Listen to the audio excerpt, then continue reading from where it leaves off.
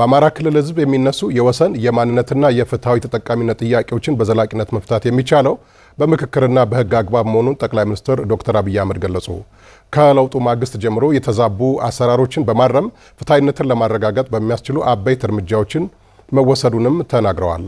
ጠቅላይ ሚኒስትሩ በወቅታዊ ሀገራዊ ጉዳዮች ዙሪያ ከአሚኮ ጋር ቆይታ አድርገዋል። በቃል ፈረደ ተጨማሪ አለ።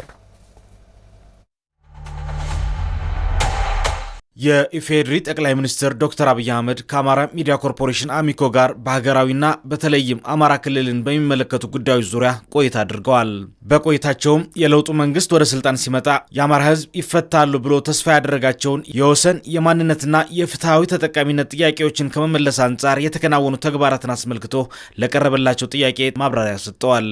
ጠቅላይ ሚኒስትሩ በማብራሪያቸው በተለያዩ ፖለቲካዊ ጉዳዮች የሚነሱ ጥያቄዎችንና የወሰንና የማንነት ጥያቄዎችን በዘላቂነት ለመፍታት በህዝበ ውሳኔ የተረጋገጠና የህግ አግባብን የተከተለ አካሄድ መከተል አስፈላጊ መሆኑን ገልጸዋል።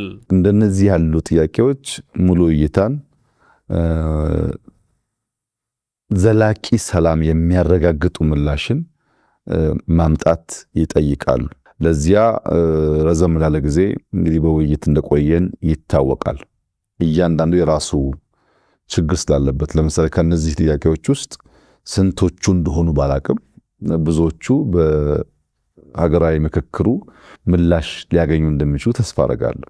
የወልቃይት ጥያቄ ረዘም ላለ ጊዜ ይገባኛል ጥያቄ በአማራ ክልል ሲነሳ ቆይቷል። ይህንን ጉዳይ የሁለቱም ክልል ህዝቦች ያሳተፈ ያወያየ በህገ መንግስቱ መሰረት በሪፍረንደም የተረጋገጠ ለዘላቂ ሰላም መነሾ የሚሆን ካልሆነ እድል አግኝቻለሁና አሁን ላፈል አርግ ብትል ሲቀየር ይበላሻል። የኛ አንደኛው ፕሪንሲፕል ሚዛናዊነት ነው።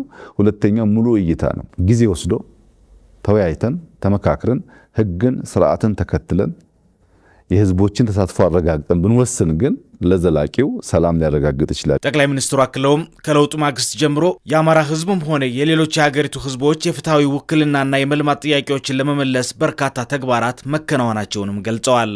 ሪጂናል ኦቶኖሚ ክልሎች ከፌዴራል መንግስት በህግ ከተሰጠው ስልጣን ባሻገር ጣልቃ ሳይገባባቸው በነፃነት ልማታቸውን፣ ሰላማቸውን፣ ፖለቲካቸውን እንዲያራምዱ መፍቀድ ላይ እንደሚታወቀው ውስንነት ነበር።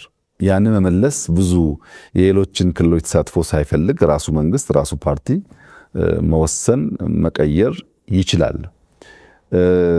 በፌዴራል መንግስት አካታችነትን በሚመለከት ኢሹዎች ነበሩ።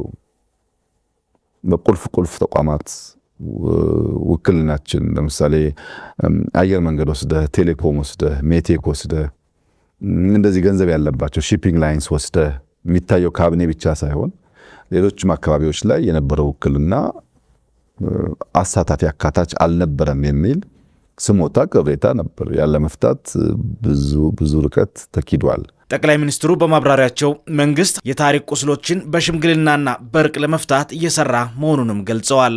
በታሪካችን ውስጥ ቅድም እንዳነሳሁት በየጊዜው ግጭቶች አሉ። እነዚህን ግጭቶች እየፈታ ያቆየበት መንገድ የሪኮንሲሌሽን ካልቸራችን ሽምግልና፣ ካሳ፣ እርቅ፣ ይቅርታ የሚባሉ ነገሮች አሉት። ይህንንም እንደ አንድ ፋውንዴሽን የመደመር መንግስት ይወስዳል። በሀገራችን እኮ ድል በሀብት አለ፣ ሽምግልና የሚባል እርቅ አለ፣ ይቅርታ አለ፣ ካሳ አለ። ይህንን እንደ መሰረት በወስደው በውስጥ ያሉትን ቅራኔዎች ለመፍታት ያግዘኛል እና በእንደዚህ ያለው ጉዳይ በጣም ትላልቅ ምላሾች ተሰጥተዋል። ጠቅላይ ሚኒስትሩ አክለውም ዘላቂ መፍትሄ የሚሹ አበይት ሀገራዊና ክልላዊ ጉዳዮች በተጀመረው የሀገራዊ ምክክር መድረክ ምላሽ እንደሚያገኙ ገልጸው ህዝቡም ሂደቱን በትዕግስትና በጋራ ተሳትፎ እንዲደግፍ ጥሪ አቅርበዋል።